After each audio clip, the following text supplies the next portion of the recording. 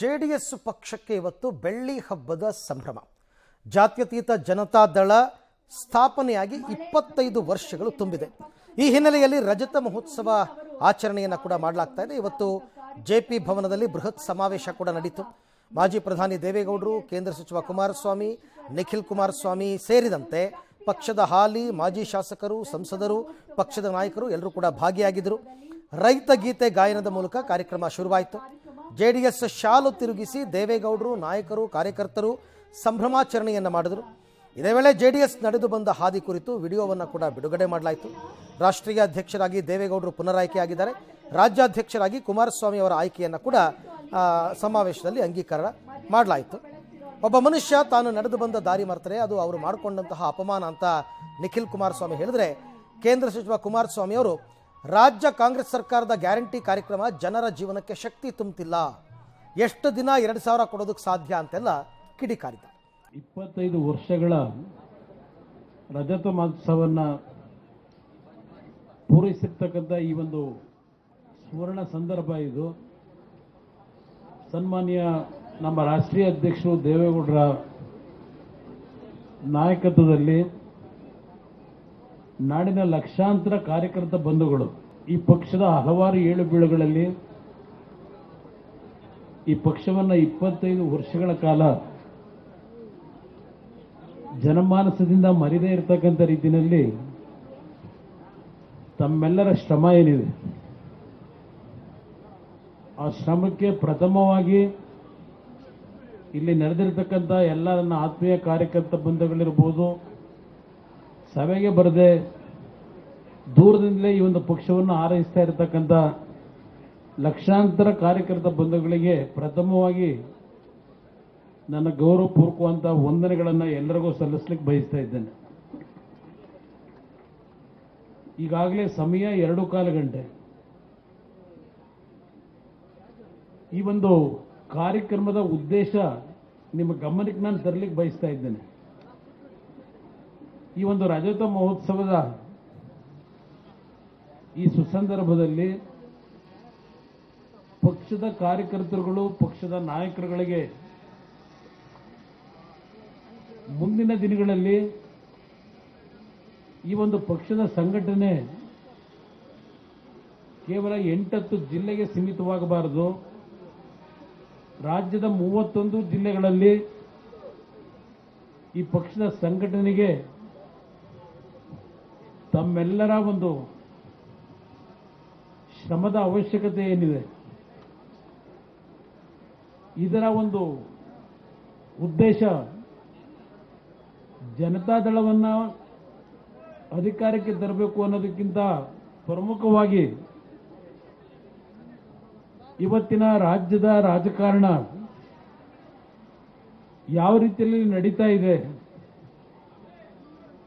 ಈ ರಾಜ್ಯ ಒಂದು ಸಂಪದ್ಭರಿತವಾದಂಥ ರಾಜ್ಯ ಇದೆ. ಯಾವುದೇ ಸನ್ನಿವೇಶದಲ್ಲೂ ಈ ನಾಡಿನ ಜನತೆ ಆಡಳಿತವನ್ನು ನಡೆಸ್ತಕ್ಕಂಥ ಸರ್ಕಾರಗಳು ದುರ್ಬಲ ವಾತಾವರಣವನ್ನು ಕಾಣ್ತಕ್ಕಂಥದಕ್ಕೆ ಅವಕಾಶಗಳನ್ನು ಈ ನಾಡಿನ ಜನತೆ ಕೊಟ್ಟಿಲ್ಲ. ಈ ರಾಜ್ಯ ಒಂದು ಸಂಪದ್ಭರಿತವಾದಂಥ ರಾಜ್ಯ ಅನ್ನೋದನ್ನ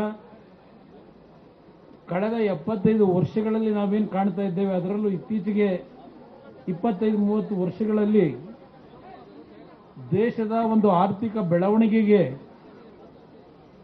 ಕರ್ನಾಟಕ ಕೊಟ್ಟಿರ್ತಕ್ಕಂಥ ಕೊಡುಗೆ 2ನೇ ಸ್ಥಾನದಲ್ಲಿ ನಾವಿದ್ದೇವೆ. ಇಂಥ ಒಂದು ಸಂಪದ್ಭರಿತವಾದಂಥ ರಾಜ್ಯದಲ್ಲಿ ಸುಮಾರು 7.5 ಲಕ್ಷ ಕೋಟಿ ಸಾಲವನ್ನು ಈ ಸರ್ಕಾರದಲ್ಲಿ ನಾವೇನು ಮಾಡಿದ್ದೇವೆ.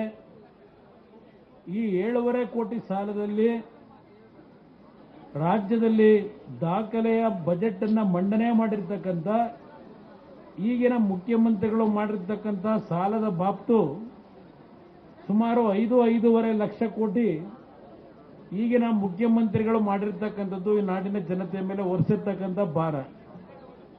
ಇಂದಿನ ಬೆಳ್ಳಿ ಮಹೋತ್ಸವ, ಬೆಳ್ಳಿ ಹಬ್ಬ, ರಜತ ಮಹೋತ್ಸವ ತಾವೇನ್ ಕರಿತೀರೋ, ಆದ್ರೆ ಈ ಕಾರ್ಯಕ್ರಮ ಎಲ್ಲಿ ಬೇಕಾದ್ರೂ ಮಾಡಬಹುದಾಗಿತ್ತು. ಈ ಕಾರ್ಯಕ್ರಮ ಯಾತಕ್ಕೋಸ್ಕರ ಜೆಪಿ ಭವನದ ಆವರಣದಲ್ಲೇ ಆಗಬೇಕು ಅಂತಕ್ಕಂಥದ್ದು ಸನ್ಮಾನ್ಯ ಕುಮಾರಣ್ಣ ಅವರು ಅವರ ಮನಸ್ಸಿನಲ್ಲಿ ಇಟ್ಕೊಂಡಿದ್ರು ಅಂದ್ರೆ ನಮ್ ಎಲ್ಲರಿಗೂ ಕೂಡ ಇವತ್ತು ಜೆಪಿ ಭವನ ದೇವಾಲಯ ಇದ್ದಂತೆ. ನಿಮ್ಮೆಲ್ಲರ ಶ್ರಮ, ನಿಮ್ಮೆಲ್ಲರ ಪ್ರತಿಫಲದಿಂದ ಇವತ್ತು ಈ ಪಕ್ಷ ಇಷ್ಟು 25 ವರ್ಷ ಪೂರೈಸಿ ನಿಮ್ಮ ಮುಂದೆ ಬಂದು ನಿಂತಿದೆ.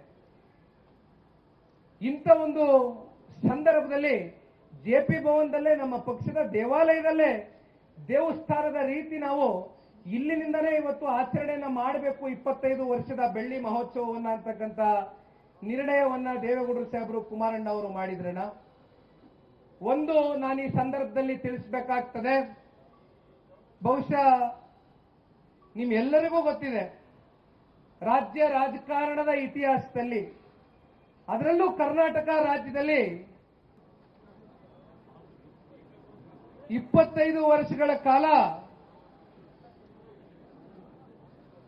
ವೈಚಾರಿಕವಾಗಿ ಸೈದ್ಧಾಂತಿಕವಾಗಿ ನಮ್ಮ ನಾಡಿನ ನೆಲ ಜಲ ಭಾಷೆಯ ವಿಚಾರಕ್ಕೆ ಯಾವತ್ತಿಗೂ ಕೂಡ ಅಧಿಕಾರ ಇರಲಿ ಇಲ್ಲದೆ ಹೋಗ್ಲಿ, ಸನ್ಮಾನ್ಯ ದೇವೇಗೌಡರು ಸಾಹೇಬರು ಸನ್ಮಾನ್ಯ ಕುಮಾರಣ್ಣ ಅವರ ನೇತೃತ್ವದ ನಮ್ಮೆಲ್ಲರ ನಾಯಕರುಗಳು ಕೂಡ ನಿರಂತರವಾಗಿ ಹೋರಾಟವನ್ನ ಮಾಡಿ ಈ ಪಕ್ಷವನ್ನ ಕಟ್ಟು ಬೆಳೆಸಿದ್ದಾರೆ. ಅದಕ್ಕಿಂತ ಬಹು ಮುಖ್ಯವಾಗಿ ನಾನೊಂದು ಸಣ್ಣ ಉದಾಹರಣೆಯನ್ನು ಹಂಚಿಕೊಳ್ಳಿಕ್ಕೆ ಇಷ್ಟಪಡ್ತೇನೆ. ಬಹುಶಃ ಅದು ಸೋಷಿಯಲ್ ಮೀಡಿಯಾಗಳಲ್ಲಿ ಇತ್ತೀಚಿನ ದಿನಗಳಲ್ಲಿ ಬಹಳ ವೈರಲ್ ಕೂಡ ಆದಂತ ಒಂದು ವಿಡಿಯೋ. ನಾನು ಯಾಕೆ ಈ ವಿಚಾರವನ್ನ ಪ್ರಸ್ತಾವನೆ ಮಾಡ್ಲಿಕ್ಕೆ ಇಷ್ಟಪಡ್ತೇನೆ ಅಂದ್ರೆ, ಕೋಲಾರ ಜಿಲ್ಲೆಯ ಶ್ರೀನಿವಾಸಪುರ ತಾಲೂಕಿಗೆ ಹೋಗಿದ್ದೆ. ಆ ಭಾಗದ ಜನಪ್ರಿಯ ಶಾಸಕರು ಹಿರಿಯಕರಾಗಿರ್ತಕ್ಕಂಥ ವೆಂಕಟಶಿವರೆಡ್ಡಿ ಅಣ್ಣ ಅವ್ರ ಜೊತೆನಲ್ಲಿ ಯಾವುದೋ ಒಂದು ವೈಯಕ್ತಿಕ ತಾಲೂಕ್ ಪಂಚಾಯತಿ ಮೆಂಬರ್ನ ಮದುವೆ ಕಾರ್ಯಕ್ರಮಕ್ಕೆ ಹೋಗಕ್ಕಾಗಿರಲಿಲ್ಲ, ಅವ್ರ ಮನೆಗೆ ಹೋಗಿದ್ದೆ. ಅಲ್ಲಿಂದ ಬರ್ತಾ ಒಬ್ರು ಎಳ್ನೀರ್ ಮಾರವರು ಯಾಕಿದೀನಿ ಹೇಳ್ತೀನಿ ಅಂದ್ರೆ, ನಾನೊಂದು ವಿಚಾರನ ನಿಮಗೆ ಕನೆಕ್ಟ್ ಮಾಡ್ಲಿಕ್ಕೆ ಇಷ್ಟಪಡ್ತೀನಿ, ಅದಕ್ಕೆ ಹೇಳ್ತಾ ಇದ್ದೀನಿ. ಆ ಎಳ್ನೀರ್ ಮಾರವರು ನಿಖಿಲ್ ಕುಮಾರಸ್ವಾಮಿ ಬತ್ತವನೆ, ಕುಮಾರಣ್ಣನ ಮಗ ಬತ್ತವನೆ, ದೇವೇಗೌಡರು ಮೊಮ್ಮಗ ಬತ್ತವನೆ ಅಂದಾಗ ನೀವು ಇದೇ ರೂಟಲ್ಲಿ ಕರ್ಕೊಂಡ್ಬರ್ಬೇಕು ಅವ್ರನ್ನ ಅಂತ ಹೇಳ್ತಾರೆ ವೆಂಕಟಶಿವರೆಡ್ಡಿ ಅಣ್ಣನಿಗೆ. ಅಣ್ಣ ಅಲ್ಲಿ ಒಬ್ಬ ರೈತ ಕಾಯ್ತಾ ಇದ್ದಾರೆ, ಒಂದು ಎಳ್ನೀರು ಕುಡಿಸ್ಬೇಕಂತೆ ನಿಮ್ ಕೈಯಾರೆ ಅಂದ್ರು. ನೀನ್ ಎಲ್ಲಿ ಕರ್ಕೊ ಹೋಯ್ತೀಯ ನಡಿಯೋಣ ಬರ್ತೀನಿ ಅಂದೆ. ಹೋದೆ, ಅವ್ರ ಹೆಸರು ಮಂಜುನಾಥ್ ಅಂತ.